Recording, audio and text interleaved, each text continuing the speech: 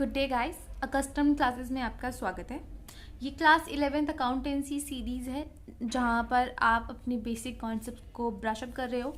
And अगर आप किसी भी स्टेज पे हो, अपने रिवीजन पे हो, या फिर अगर आपको कोई कॉन्सेप्ट समझ में नहीं आ रहा, तो be free to join me and you will have clarity in every concept. Okay, so कल मैंने आपको बोला था कि आज हम लोग डिस्काउंट करने वाले हैं और ये वीडियो सिर्फ डिस्काउंट की ही ट्रीटमेंट्स के लिए चलेगी, क्योंकि ये बहुत इम्पॉर्टेंट टॉपिक है आपके एग्ज़ाम के लिए। तो आप बहुत अच्छे से समझिएगा। ओके, तो डिस्काउंट हमारी अकाउंटेंसी में दो तरीके का होता है। ओके, एक होता है कैश डिस्काउंट, एक होता है ट्रेड डिस्काउंट। ट्रेड डिस्काउंट क्या होता है? ट्रेड डिस्काउंट जब मिलता है जब आप कुछ सामान बल्क में खरीदते हो, ठीक है, ऑन बल्क ट्रांजैक्शंस, खरीदते हो या बेचते हो, ठीक है। तो बल्क की जब ट्रांजैक्शंस होती हैं, लार्ज क्वांटिटीज जब होती है, तब आपका ट्रेड डिस्काउंट फॉलो करता है, क्योंकि ये जो आपको मिलेगा ना, वो हमेशा आपका इनवॉइस या फिर बिल बनने से पहले मिलता है। और जो बात हवा में हो जाती है उसको आप रिकॉर्ड नहीं करते हो, इसलिए not recorded in the books of accounts.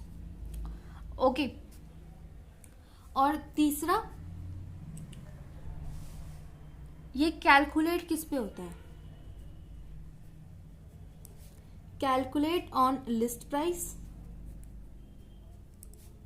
और एमआरपी।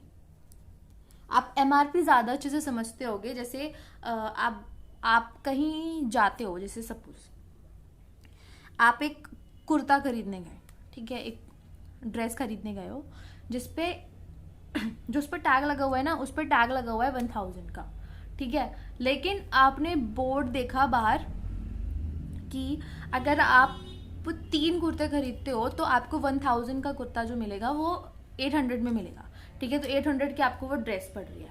तो वो आपको क्या हुआ, आपने क्योंकि थोड़ा सा सामान नॉर्मल से ज़्यादा खरीद लिया उनसे, इसलिए उन्होंने आपको डिस्काउंट दिया। वो अब डिस्काउंट बिल पे नहीं आएगा कि उसने आपको 1000 का कुर्ता 800 में दिया है, ठीक है। तो उसको हम अपने अकाउंट्स में रिकॉर्ड भी नहीं करते। ओके, अब कैश डिस्काउंट क्या होता है? कैश डिस्काउंट जब होता है, अब सपोज आपने कुर्ता खरीद लिया, अब उसमें खरीदने वाले 5 लोग थे, ठीक है, इसी ऑफर में कि आपको अगर आप तीन ड्रेसेस खरीदते हो तो आपको एक ड्रेस 800 की पड़ेगी, ना कि 1000 रुपीज़ की पड़ेगी। फिर उसमें 5 में से 2 लोग वो थे जिन्होंने ये कहा कि भैया इसको अब बांधो, हम आपको पैसा बाद में दे देंगे, ठीक है। वो बहुत ज़्यादा बड़े बिजनेस वाले थे, इसलिए वो मान गए कि आप क्रेडिट पे भी खरीद के लेके जा सकते हो। लेकिन 3 लोगों ने ये बोला कि भैया नहीं, हम तो अभी आपको पेमेंट करके जा रहे हैं। अब क्योंकि बाकी के 2 भी अगर वो 2 को भी मना लेता है कि आप अभी पेमेंट कर दो, तो उसको नुकसान नहीं होगा, क्योंकि पता नहीं है कल को उनको कुछ हो गया, वो लोग वहाँ से चले गए, तो फिर पैसा कौन देगा, ठीक है, उसका तो पैसा मर जाएगा। इस वजह से, ताकि आप ऑन द स्पॉट पेमेंट कर दो या फिर कैश में पेमेंट कर दो, क्योंकि सपोज अगर आप चेक भी देते हो, क्या भरोसा कि वो बाउंस नहीं करेगा, ठीक है। वो उसको आपके अकाउंट में पैसे नहीं हुए, आपने कैश काट के दे दिया, ठीक है। इसलिए जब कैश पेमेंट को फैसिलिटेट करना होता है, इसलिए उसको एडिशनल डिस्काउंट दिया जाता है, ठीक है, ऑन कैश ट्रांजैक्शंस, ठीक है। मतलब उसने कहा कि अगर आप अभी के अभी कैश में पेमेंट कर दोगे, या फिर आगे आने वाले 5 दिनों में भी आप मुझे कैश में पेमेंट कर जाना, बैंक से ट्रांसफर मत करना, ठीक है, कि आप मुझे मेरे हाथ में आके दे देना, या फिर इसके बदले में मुझे कुछ और नहीं चाहिए, सिर्फ आप मुझे कैश ट्रांजेक्शन कर दो, तो वो आपको एडिशनल डिस्काउंट और दे देगा, ठीक है, ताकि आप जल्दी से जल्दी पेमेंट कर दो उसकी। और ये हम अकाउंट्स में रिकॉर्ड करते हैं।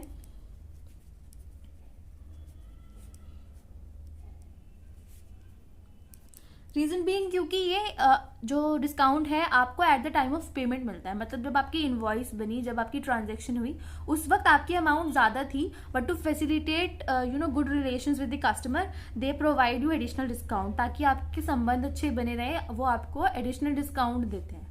ओके ये किस में ये कैलकुलेट कब होता है? ये कैलकुलेट होता है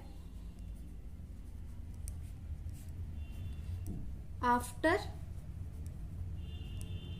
deduction if allowed of trade discount or on the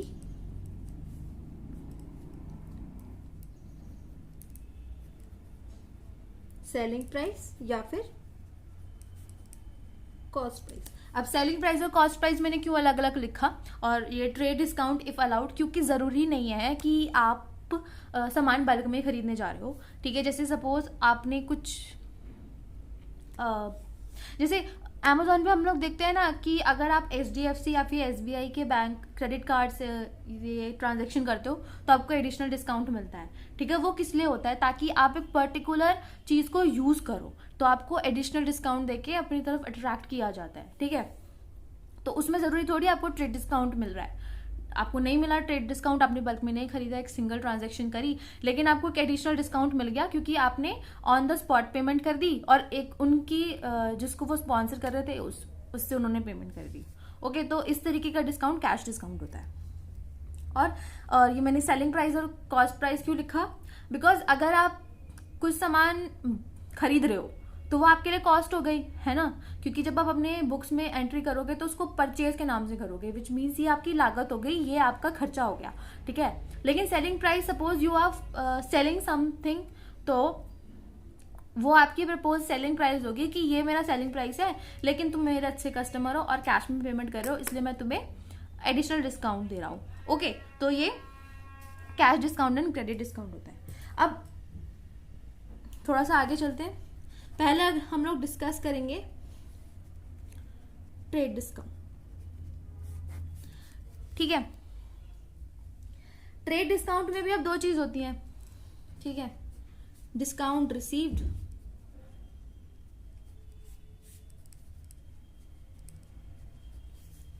and discount allowed.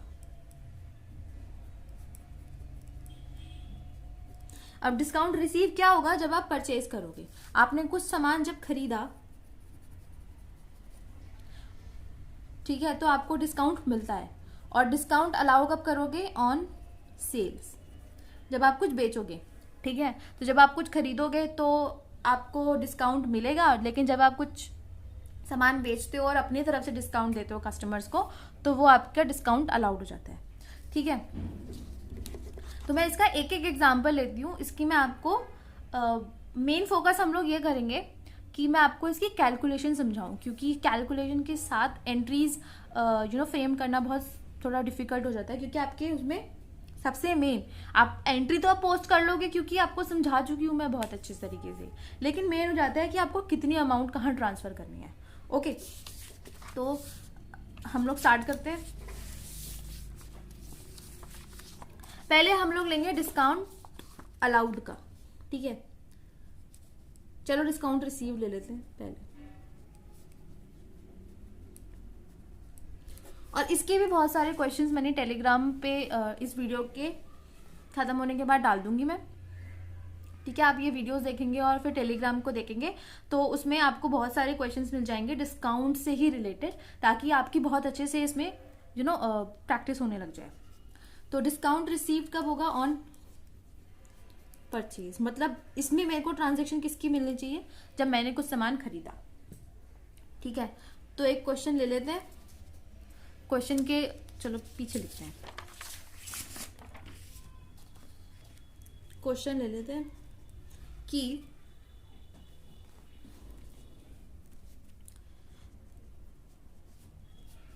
Goods purchased from Mohan for rupees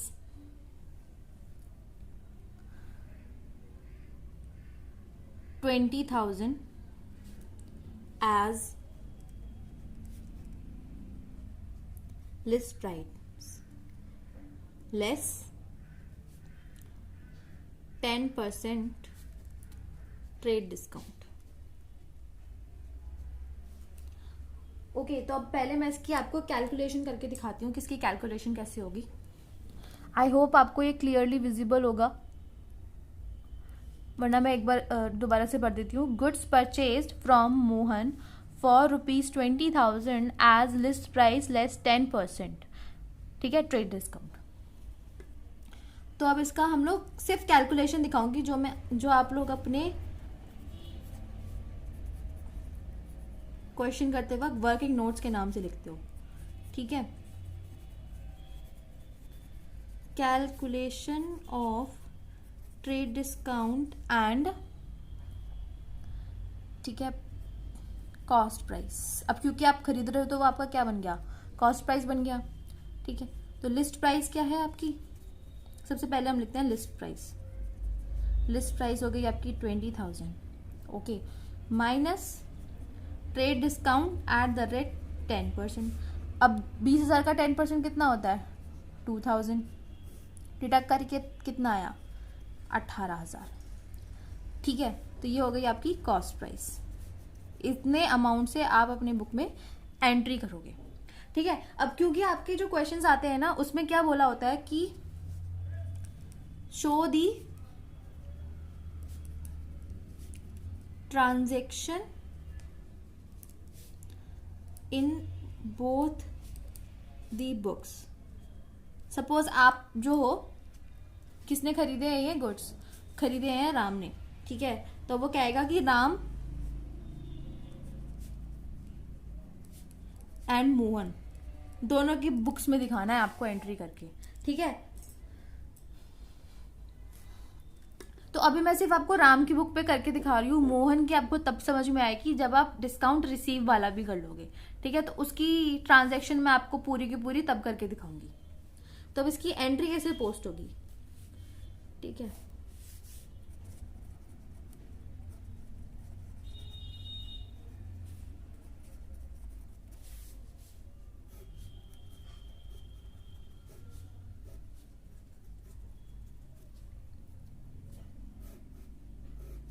इसका भी खींच देते हैं, नहीं तो ये बुरा मान जाएगा लेजर फोलियो का।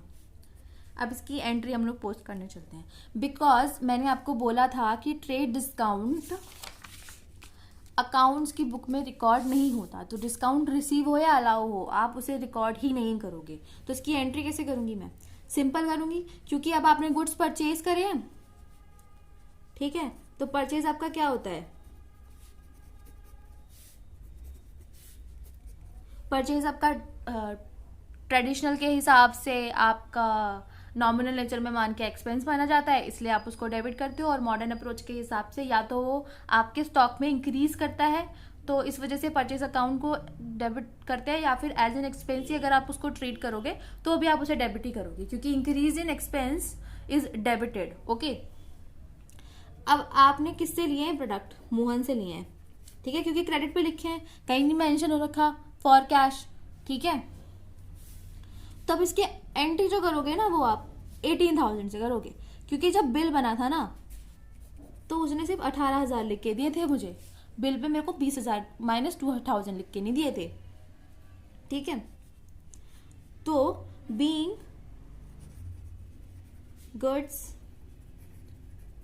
Bought from Mohan, okay. तो ये आपकी हो गई सिंपल एंट्री। अब ऐसे हम लोग आ जाते हैं डिस्काउंट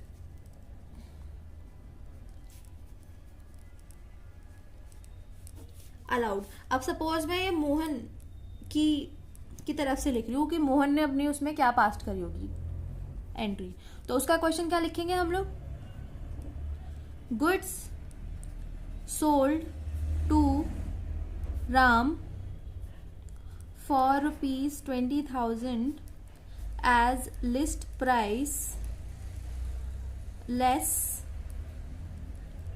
10% ट्रेड डिस्काउंट, ओके। तो अब इसकी वर्किंग नोट्स कैसे बनेंगे,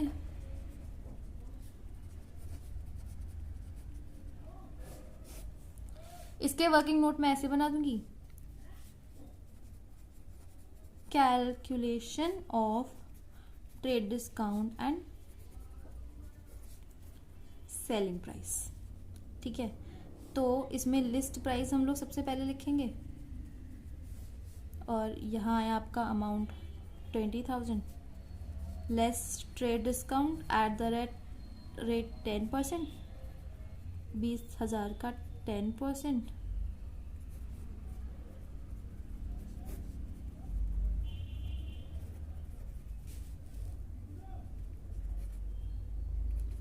सेलिंग प्राइस आपका आ गया 18,000। अब इसकी एंट्री कैसे पोस्ट होगी,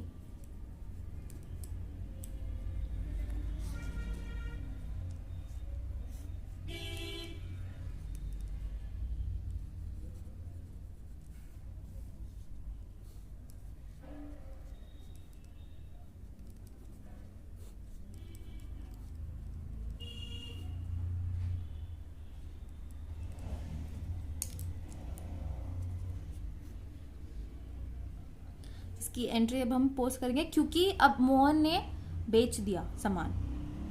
ठीक है, तो वो एंट्री करेगा राम, क्योंकि उसका राम क्या बन गया, डेटर बन गया, to sales account being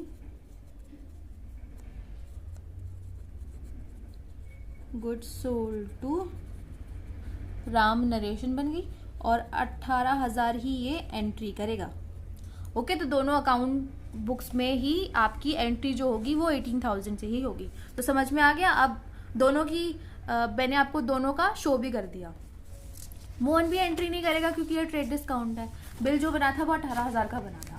okay, अब लोग हम नेक्स्ट पे आते हैं। सपोज ऐसा हो जाता है कि अब क्योंकि सेल्स रिटर्न भी कभी कभी हो जाती है, आपने दिया लेकिन उसमें डिफेक्ट आया। ठीक है, तो जब आप ट्रेड डिस्काउंट के अंडर आपकी सेल्स रिटर्न या परचेज रिटर्न होती है तो उसको हम लोग ट्रीट कैसे करते हैं।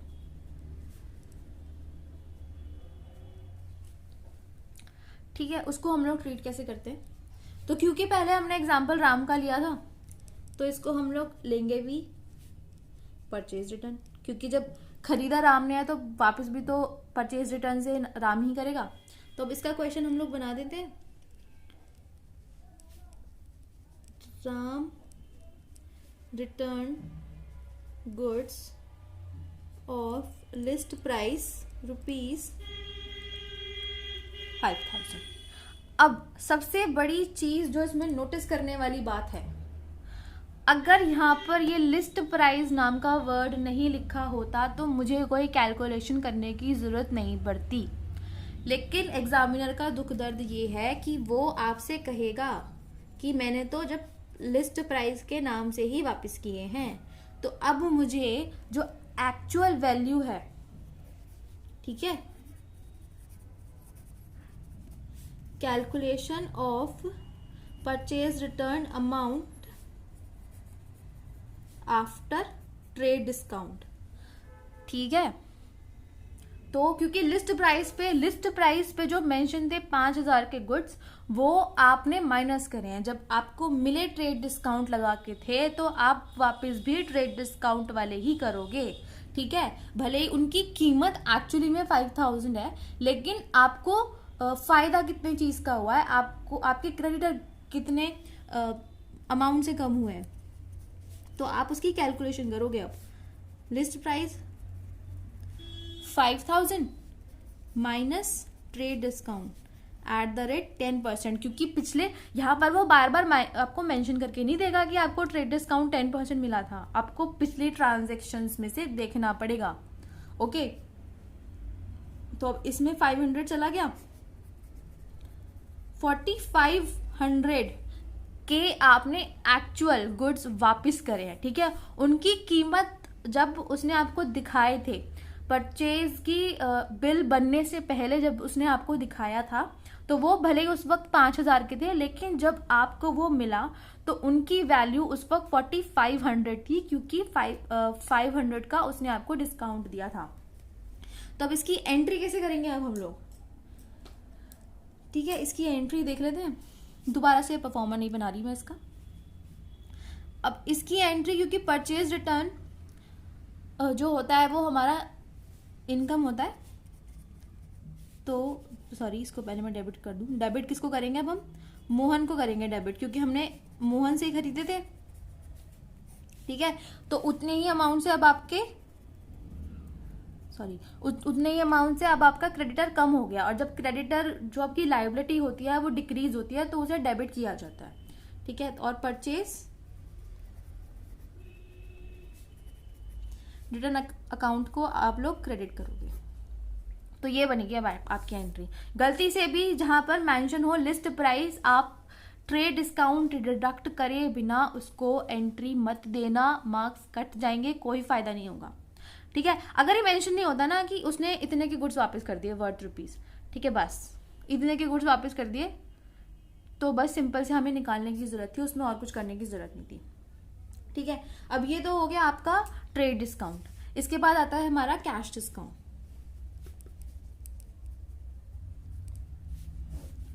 अब सपोज जो राम ने गुड्स खरीदे थे, ठीक है, इसका जो सेल्स रिटर्न वाला है वो मैंने छोड़ा नहीं है, उसका क्वेश्चन मैं आपको प्रैक्टिकल्स में दूंगी, आप खुद से निकाल के देखिएगा, क्योंकि जब आपको ये वाली एंट्री तो समझ में आई गई है ना, ये वाली एंट्री, तो इसका ही रिवर्स ऐसे सेल्स रिटर्न की तरफ से हो जाएगा, तो वो आप अपने आप निकाल के देखिएगा, ओके। उसको मैं आपको क्वेश्चन प्रैक्टिकल्स में मेंशन करके दे दूंगी। अब कैश डिस्काउंट में सपोज ये सोचो कि अब हमारे पास टोटल राम ने पेमेंट कर दी, जब हमने पेड कैश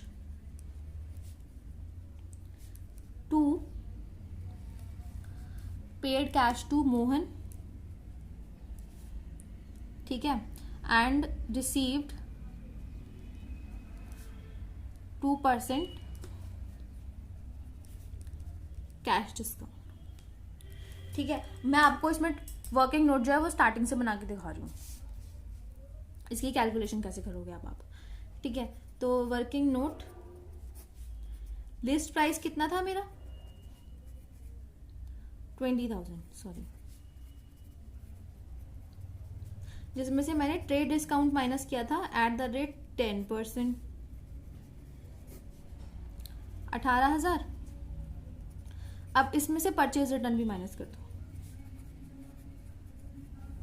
परचेज रिटर्न कितना किया था मैंने 45, अब मैं 5,000 नहीं लिखूंगी, ठीक है, अब मैं परचेज रिटर्न की कितनी अमाउंट लिखूंगी 4,500, ठीक है।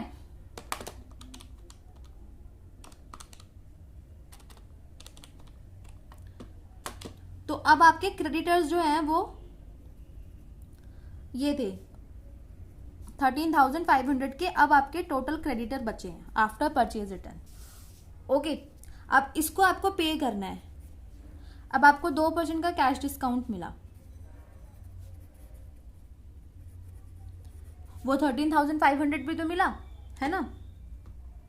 अब 13,500 पे आपको 2% का डिस्काउंट मिला, वो है 270,